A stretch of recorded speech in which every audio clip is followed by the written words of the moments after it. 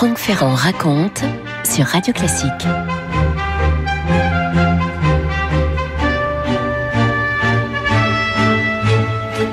À l'été 1815, on peut dire de Paris que c'est une capitale occupée.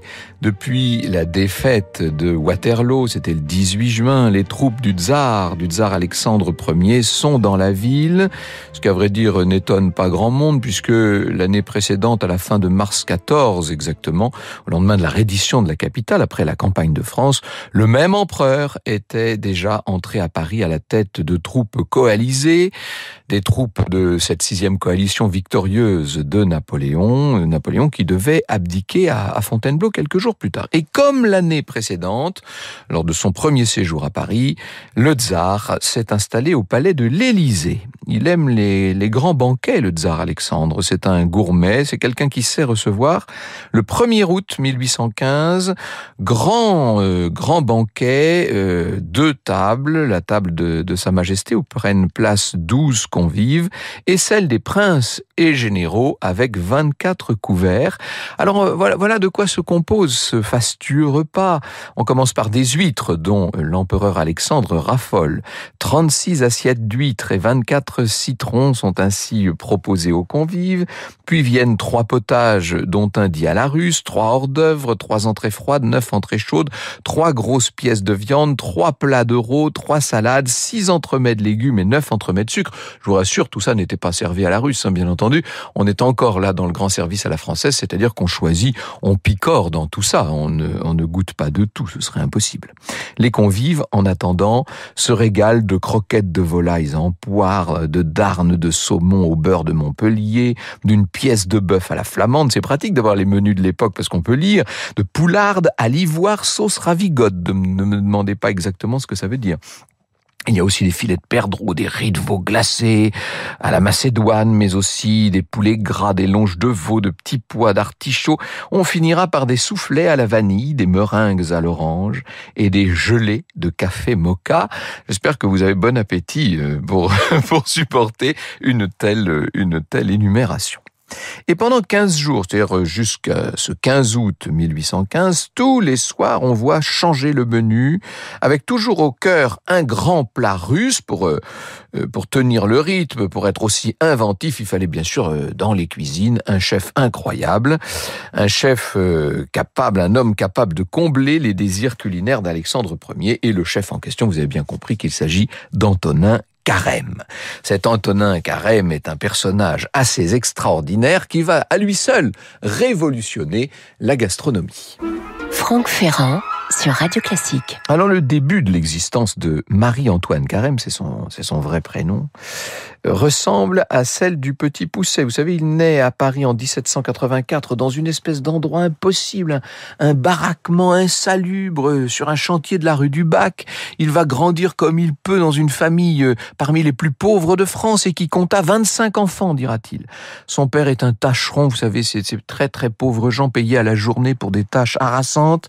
La mère élève, si on peut dire, comme elle peut, tous ces espèces, cette ribambelle d'enfants qui évidemment ne mangent pas à leur faim et qui vivent comme ça au milieu des gravats, abrités par des morceaux de planches. Enfin, à l'âge de 8 ans, le petit garçon est carrément abandonné par son père à l'une des barrières de Paris. Vous savez, ces postes d'octroi des fermiers généraux par lesquels on entrait dans la capitale à l'époque. Il est abandonné avec son baluchon. On lui a donné quelques maigres sous.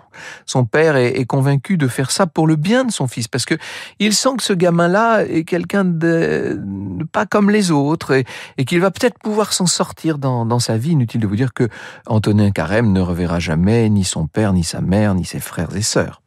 Le petit garçon va trouver refuge dans un premier temps chez un aubergiste qui lui donne comme ça, faut le dire vite, juste vraiment le vivre et le couvert.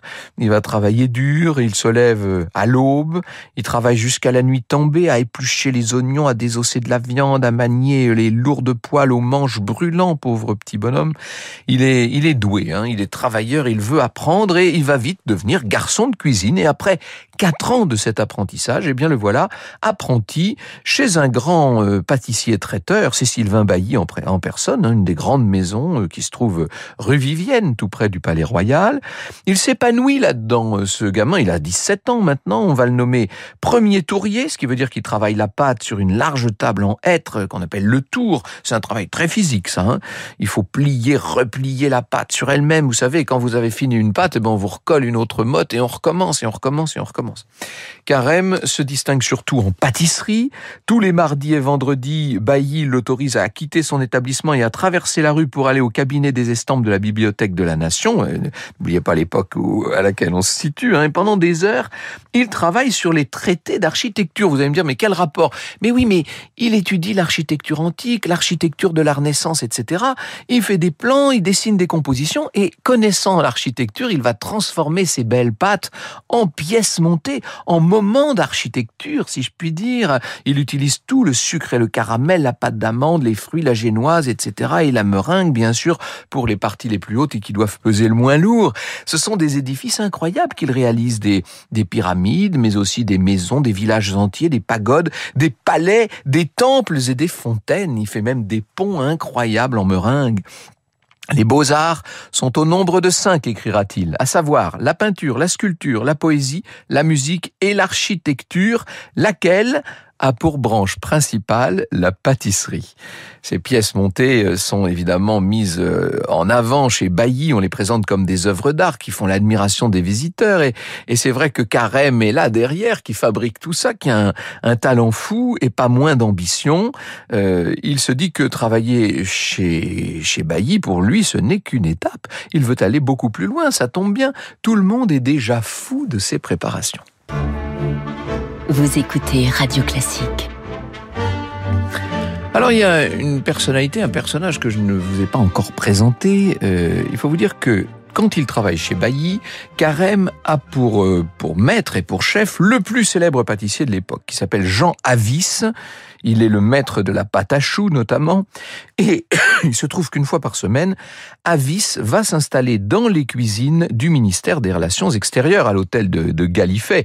Qui est le ministre des Relations extérieures? C'est Charles-Maurice de Talleyrand-Périgord, bien sûr.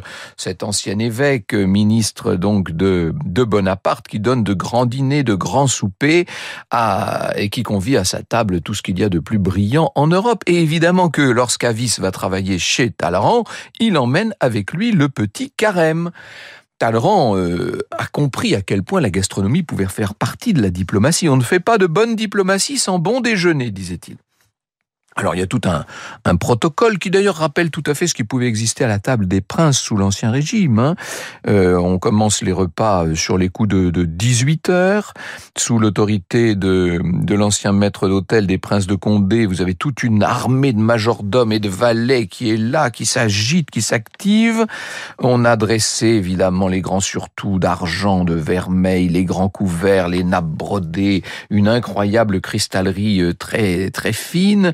On présente tout à la française, c'est-à-dire qu'on met tous ces plats sur le centre même de la table, accompagné bien sûr des vins les plus fins.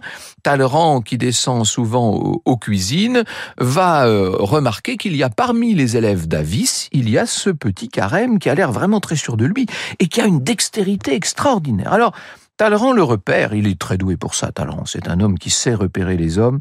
Et il va demander à Carême de lui préparer une année entière de menus sans une seule répétition. Autant dire 365 menus différents. Vous imaginez ça ?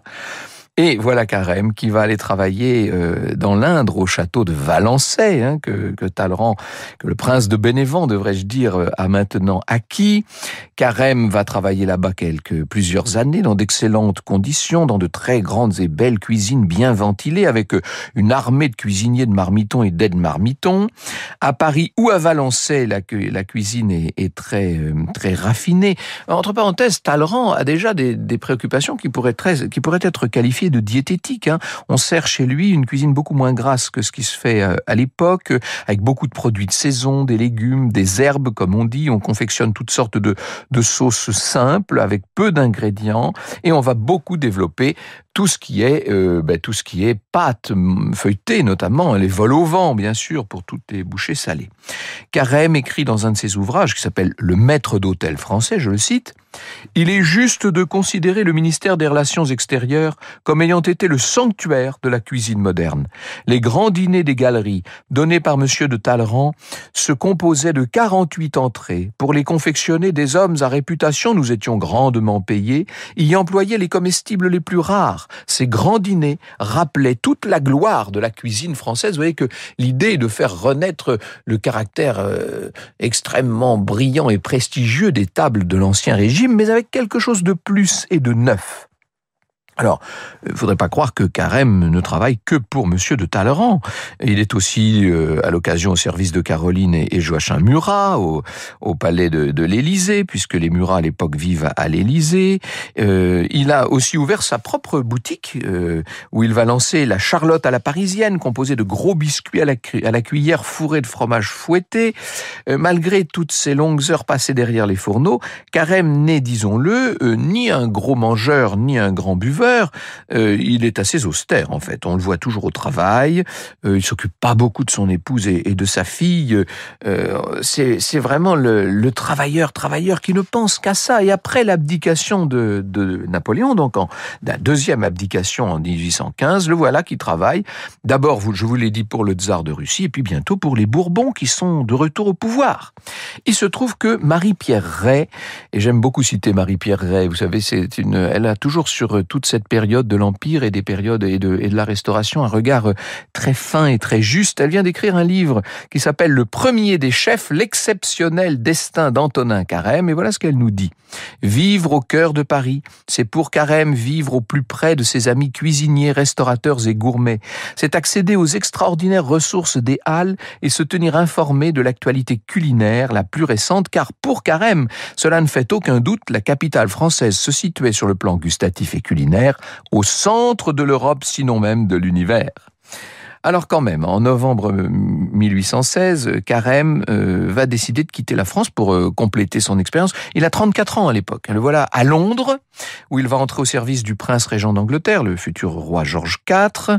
Il fait une semaine sur 2 de service à la cour et se voit pour cela offrir 2000 livres sterling par an. Ça vous donne une idée, c'est 36 ans de salaire d'un ouvrier qualifié. Et comme avec Talleyrand, on le voit élaborer une cuisine assez extraordinaire, moderne, légère, diététique. Le prince régent, qui pèse 120 kilos et est atteint d'une forte goutte, doit bénéficier d'une cuisine spéciale. Et on voit le chef, lui, préparer des menus dont on supprime les sauces, où on évite de mélanger les différents mets. On sert beaucoup de potage, notamment. Et au bout de 6 semaines de ce régime, on raconte que le prince arrive à remonter à cheval, alors qu'il fallait jusqu'alors le porter jusqu'à la Chambre des Lords. Mais Carême, disons-le, n'est pas heureux dans le climat londonien et au bout de 8 mois, il revient à Paris.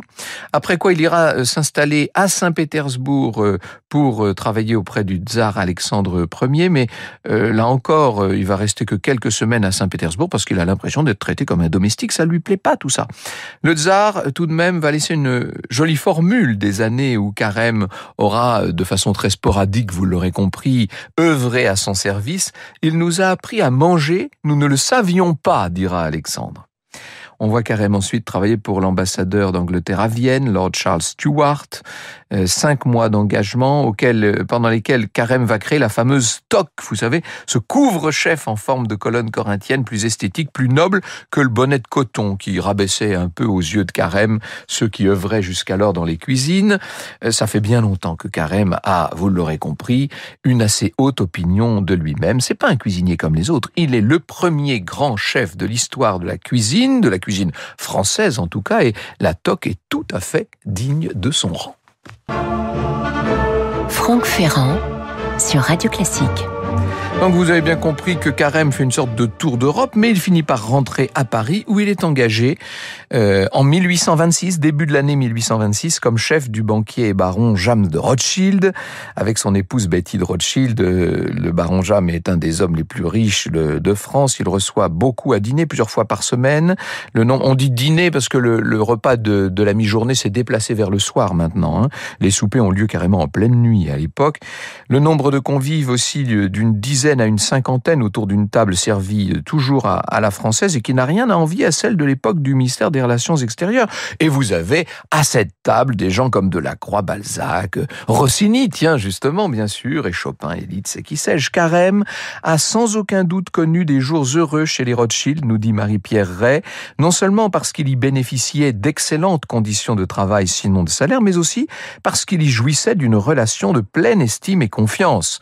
Chez Talleyrand, tout talentueux qu'il ait pu être, Carême est resté un domestique, alors que chez les Rothschild, le maître-queux était traité avec respect, voire sympathie, et signe des temps, une certaine familiarité finira même par s'installer entre le baron et son chef de cuisine. Il va créer des recettes en hommage à ses employeurs, Carême, vous savez, notamment le célèbre saumon à la Rothschild, accompagné de langoustines et d'écrevisses, cuit très lentement pendant 2 heures dans un bouillon qu'on concocte à partir de bouteilles de champagne, qu'on a ouvertes bien avant. Carême quitte les Rothschild après 4 ans à leur service. Il est épuisé à l'époque. Il a peut-être trop travaillé, vous savez, il est plein de douleurs.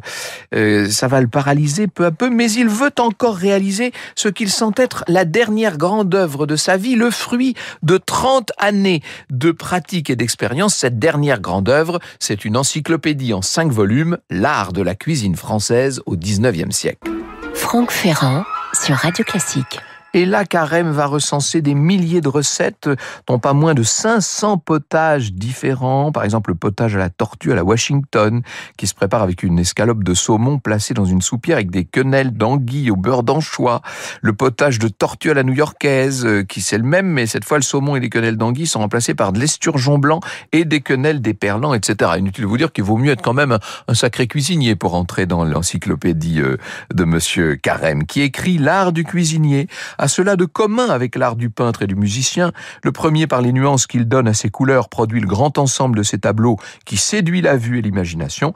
Le musicien, par la composition de ses notes, produit l'harmonie et le sens de l'ouïe, nous cause les plus douces sensations que puisse produire la mélodie. Carême évoque aussi ses nombreux voyages en Europe. Il affirme par exemple que les viandes de bœuf françaises et anglaises sont les meilleures du continent, que l'on trouve un choix très vaste de poissons vendus à Vienne. Carême n'ira pas, pour tout vous dire, au bout de cet ouvrage.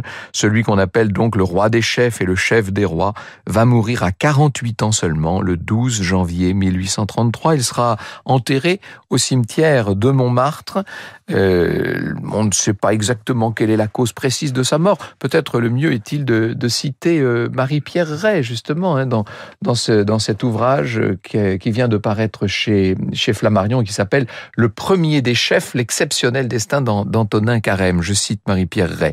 La première hypothèse, c'est celle que Carême évoque lui-même en s'en prenant de manière générique au charbon qui nous tue.